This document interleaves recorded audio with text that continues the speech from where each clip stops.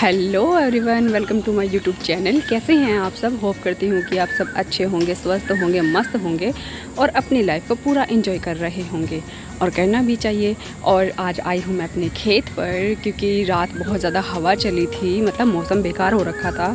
और बेकार भी कह सकते हैं, अच्छा भी कह सकते हैं, क्योंकि रात थोड़ी तेज़ बारिश भी हुई थी और हवा ज़्यादा चली थी, मतलब बहुत ज़्यादा तूफ़ान था। तो हमारा हो गया है थोड़ा नुकसान खेत पर, क्योंकि हमारे कुछ पेड़ गिर गए हैं। तो उन पेड़ को हम आए हैं उठाने, मैं वो दिखाऊंगी आपको वीडियो में। और ये जो आप मेरे पीछे हमारी फसल ईख देख रहे हैं, जिसमें से हमने गन्ने का बीज निकाला था, आज हमें इसमें डालनी है डाई ताकि अच्छे से ग्रो कर सके। और मैं दिखाऊंगी आपको जैसे जैसे इसमें डाई भी डलेगा। और इसको बोलते हैं मुंडा, क्योंकि जब ईख बोया जाता है, ईख की फसल जैसे ग्रो कर जाती है और एक फसल उसमें से कट जाती है, फिर दूसरी फसल कटने को शुरू होती है। जैसे ये दूसरी फसल कटेगी इसमें से, जब ये ग्रो कर जाएगा तो इसको बोलते हैं मुंडा। और मैं दिखाती हूँ आपको, मेरे पापा डाल रहे हैं डाई ताकि ये अच्छे से और ग्रो कर जाए ईख। और फिर जब ये ग्रो कर जाएगा तो ये बहुत ज़्यादा बड़ा हो जाएगा, इसमें गन्ने आ जाएंगे। तो ताकि ये जिसे नीचे ना गिर सके तो फिर हम इसको बंधवाएंगे, मतलब इसका जो पूरा समूह है उसे अच्छे से बांधेंगे। और बांधने के बाद फिर जब इसकी फसल कटाई शुरू होगी तो जैसे जब मिल स्टार्ट हो जाएगा अक्टूबर नवंबर के आसपास, तो हम फिर इसको मिल में डालेंगे गन्ने को सारे को।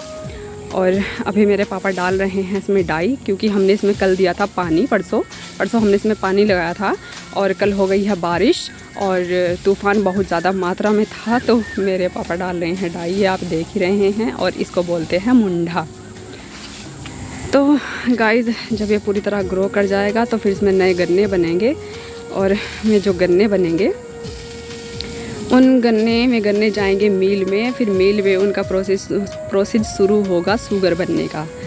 और मैं अभी दिखाती हूँ आपको, जो हमारे पेड़ गिर गए हैं, जिन पेड़ को हम उठाने आए हैं, वो जो आप देख रहे हैं टूटा हुआ दूर से दिख रहा होगा आपको टहना, जो पूरा पेड़ है वो गिर गया है। अभी मैं करीब जाऊंगी इसके तो मैं दिखाऊंगी आपको। ये हमने इसमें ईख बोया था सरसों वाले खेत में, जिसमें सरसों खड़ी थी।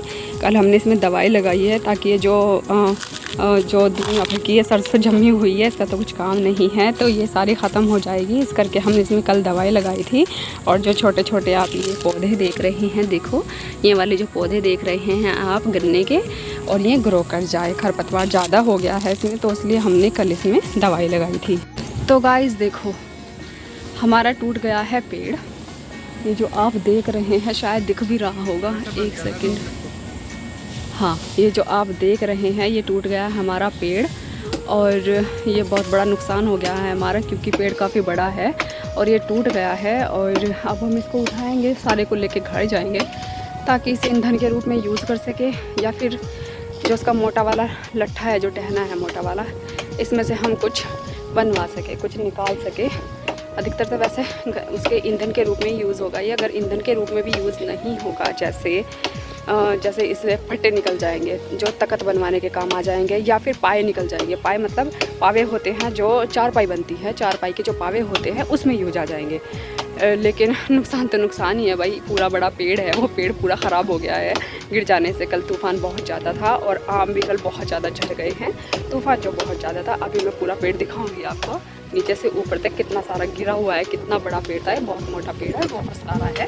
अभी दिखाती हूँ आपको पेड़। देखिए गाइस, ये कितना बड़ा पेड़ है और कितना मोटा पेड़ है, आप इसे देख सकते हैं, पूरा दिखाऊंगी मैं आपको। देखो कितना बड़ा पेड़ है और ये ऊपर से ही गिर गया है।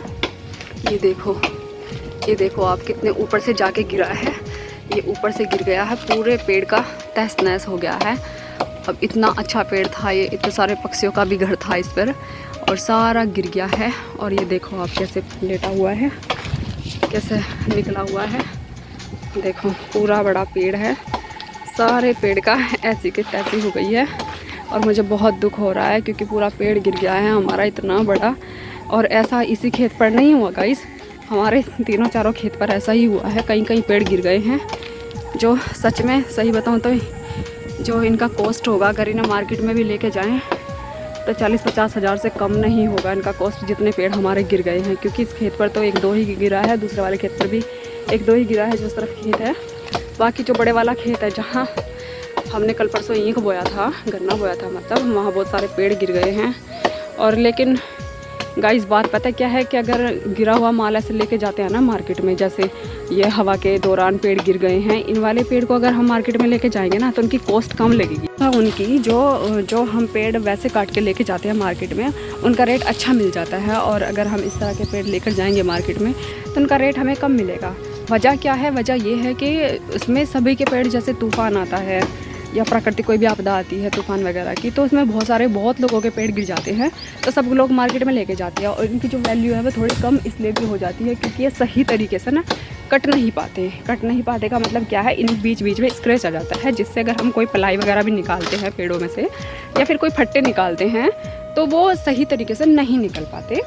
तो इस करके भी थोड़ा रेट कम लगता है। और इस दौरान जब तूफ़ान आता है और सब लोगों के पेड़ गिर जाते हैं, जिनके यहाँ फसलें होती है, खेती होती है, मतलब पेड़ खड़े होते हैं, तो सब लोग लेके जाते हैं, तो मार्केट में माल बहुत ज़्यादा मात्रा में हो जाता है, तो इस करके भी थोड़ा रेट थोड़ा कम लगता है।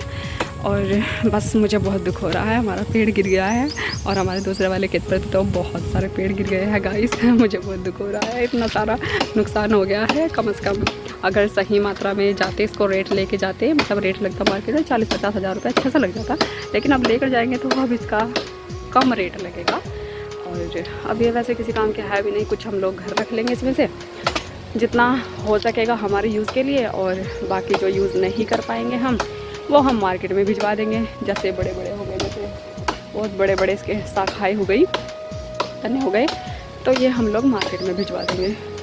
और बाकी मैं दिखाती हूँ और भी चीज़ें आपको दिखाऊंगी गाइस।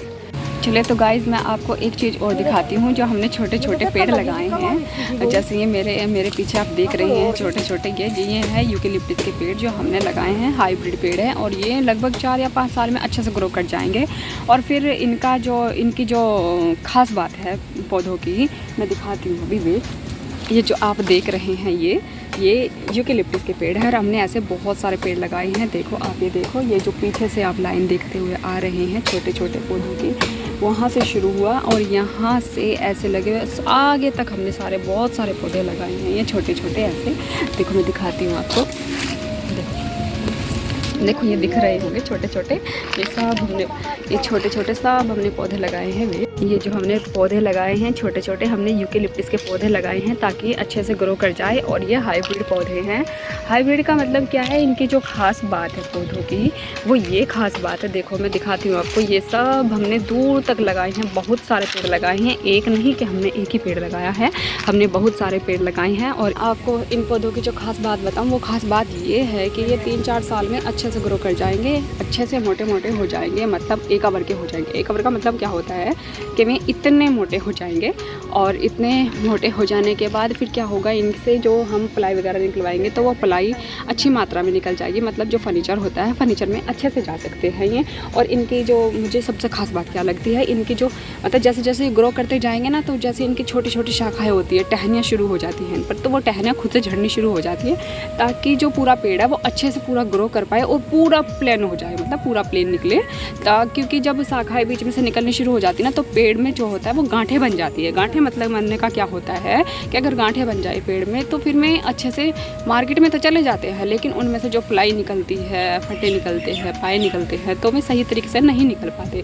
क्योंकि जो ये पेड़ होते हैं प्लाई के लिए अच्छे माने जाते हैं, जो पॉपुलर के पेड़ होते हैं, पॉपुलर के में ज़्यादा अच्छे माने जाते हैं प्लाई के लिए। और वैसे इनका भी फर्नीचर में अच्छा यूज़ होता है और कॉस्ट भी इनकी अच्छी मिल जाती है।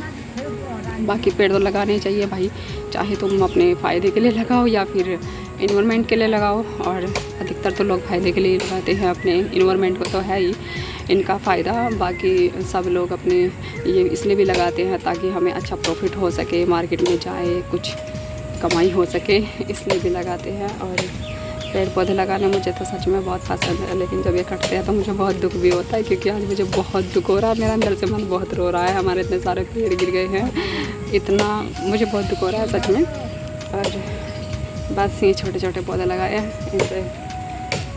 इनसे बहुत लगाव है।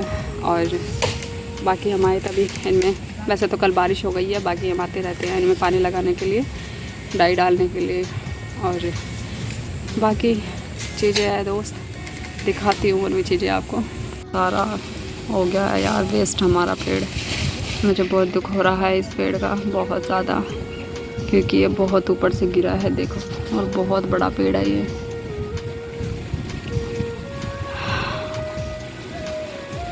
और गाइस एक चीज़ और दिखाऊं आपको, देखो कितना दुख हो रहा है मुझे इस पेड़ को देखकर। ये जो आप पेड़ देख रहे हैं ये पूरा पेड़ बीच से ही फट गया है। मतलब हवा तूफान इतना ज़्यादा था कि ये इतना मोटा पेड़ पूरा बीच से ही फट गया है। ये आप देख सकते हैं, देखो कि इतना मोटा है। नीचे से दिखाती हूँ, देखो देखो देखो ज़रा कितना मोटा पेड़ है ये, और ये ऊपर तक पूरा का पूरा फट गया है। ये देखो आप देख ही सकते हैं, और मुझे इसका बहुत दुख हो रहा है। अभी दिखाती हूँ उसे बैक करके ज़रा, ये कितना बड़ा पेड़ है। मैं इसे नीचे से दिखाती हूँ आपको, ये कितना बड़ा और कितना मोटा पेड़ है। बीचों बीच कैसे फट गया है हवा के चल जाने से। ये देखो ये इसका ऊपर का हिस्सा टूट गया है, और ये जो बीच में से ही फट रहे हैं दोनों पेड़। कितना मोटा पेड़ है ये देखो ऊपर तक। और ये अगर एक और तूफान चला तो ये दूसरे वाले पेड़ को भी ले साथ मरेगा। और देखो ये कैसे अटक गया है दूसरे वाले पेड़ पर, लेकिन ये बीच में से फट गया है। यार इतना सारा तूफान आया, इतने सारे पेड़ का नुकसान कर दिया, इतने बड़े बड़े पेड़। बताओ कितना दुख हो रहा, मुझे तो बहुत दुख हो रहा भाई। और ये बीचों बीच फट गया है। इंटरेस्टिंग कह लो या फिर पेड़ों की तबाही देख लो बस। मुझे तो इन्हें देख देख के इतना दुख हो रहा है। मैं तो सोच रही गवर्नमेंट इतना सारा ऑर्डर कैसे पास कर देती है इतने पुराने पेड़ों को काटने के लिए। तो 40 साल पुराने छोड़ो, 300 साल पुराने पेड़ होते हैं, उन्हें काटने का ऑर्डर कैसे गवर्नमेंट पास कर देती है। बस मैं तो ये बात सोच के हैरान हो रही हूँ। मुझे इन पेड़ों का इतना दुख हो रहा, तो उनका कितना होगा यार जिन्होंने उन्हें लगाए होंगे। खैर में लोग तो अभी ज़िंदा नहीं होंगे जिन्होंने लगाए होंगे, लेकिन फिर भी पेड़ तो पेड़ है भाई। अगर ये नहीं तो हम भी नहीं। और मुझे सच में बहुत दुख हो रहा है अपने पेड़ों का, और औरों के भी। चलो एक इंटरेस्टिंग चीज़ और दिखाती हूँ मैं आपको। ये जो आप देख रहे हैं ये जो है, ये इसे पता क्या बोलते हैं? इसे बोलते हैं भांग। इसी से गांजा तैयार होता है। जो ये आप देख रहे हैं छोटे छोटे इसके बीज है, और जब इनको तोड़ते हैं, देखो मैं दिखाती हूँ, इनमें से एक वाइट तरह का पाउडर टाइप का निकलता है। अभी तो ये पक्का नहीं है, देखो ये पक रहा है, ये जो देख रहे हैं आप, ये एक पक रहा है ये। और ये देखो इसको मसलने पर थोड़ा थोड़ा हल्का टाइप का इसमें से पाउडर सा निकलता है, और ये पूरा गांजा ही है। देखो देखो देखो कितना चिकना हट है, कितना निकल रहा है इसमें से। और इसका क्या होता है, इसके पत्तों को जब हम मसलते हैं तो इनसे एक तरह का नशीला पदार्थ निकलता है जिसे गांजा बोलते हैं। उसे लोग पीने में इस्तेमाल करते हैं, सिगरेट में भर के पीते हैं, नशे में यूज़ किया जाता है इसका। और इसकी एक ख़ास बात और है, कभी आप लोगों ने ट्राई किया होगा तो उसके जो ये बहुत सॉफ्ट पत्ते हैं ना इसके, जैसे ये बहुत सॉफ्ट है, जैसे ये जो इसकी जो कोमल पत्तियां हैं, ये देखो ये जो इसकी कोमल पत्तियां हैं, इनको तोड़कर अगर इनकी पकौड़ी बनाई जाए तो गाइस वो सच में बहुत लाजवाब लगती है, क्योंकि मैंने खाई है। कभी आप खाएंगे, आप ट्राई करेंगे तो खाना। मैंने मतलब हमारे घर में बनती थी, मेरे ताऊ जी को बहुत पसंद थी ये, और हम लोग भी खाते थे, और मुझे तो सच में बहुत पसंद है, मुझे अभी भी पसंद है। तो अब आप इसे मुझे नशेड़ी भी कह सकते हो नशेड़ी तो नहीं कह सकते, लेकिन हाँ इनका जो टेस्ट होता है वो सच में टेस्ट कमाल का होता है। और सबको हो जाता है नशा, कहते हैं कि इनकी पकौड़ी खाने से नशा हो जाता है। लेकिन गाइस मुझे तो कोई नशा वसा हुआ नहीं था। मुझे ऐसा लगता है कि बस ये सुनी सुनाई और कहीं कोई बातें हैं कि इसकी पकौड़ी खाने से नशा हो जाता है। भांग की जो पकौड़ी खाते हैं उससे नशा हो जाता है, लेकिन मुझे तो कोई नशा वसा हुआ नहीं था। और मोस्टली जब इसकी पकौड़ी बनती थी, मेरे ताऊ जी बनवाते थे जब, तो मेरे ताऊ जी मोस्टली तब बनवाते थे तब होली का फेस्टिवल होता था। और होली का भी अगर फेस्टिवल नहीं होता था तो नॉर्मली भी मेरे ताऊ जी को बहुत पसंद थी। और इनकी पकौड़ी सच में बहुत टेस्टी लगती, इतनी करकरारी बनती है ना, तो मज़ा आ जाता है खा के।